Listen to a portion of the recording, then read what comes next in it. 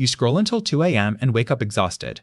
You know it's bad for you, but you can't stop. What if the problem isn't willpower? What if your brain was rewired before you ever had a chance?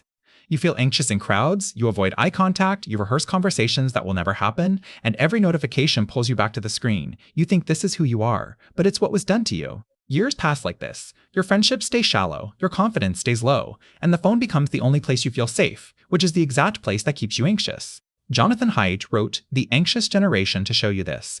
Your anxiety isn't a character flaw. It's a predictable response to a phone-based childhood. If you got a smartphone before age 14, your brain's reward system was hijacked, permanently altered. Haidt's research is clear. Social media didn't add connection to your life. It replaced real play, real risk, real discomfort. Your generation learned to avoid pain, not handle it, and now every small challenge feels unbearable. Because you were never allowed to build tolerance. Tonight, before bed, leave your phone in another room. Not on airplane mode, not face down, gone.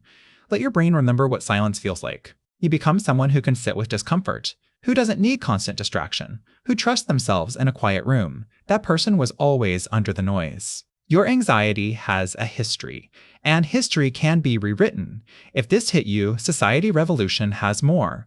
We're here at 2 a.m. with you. You're not broken, you were interrupted.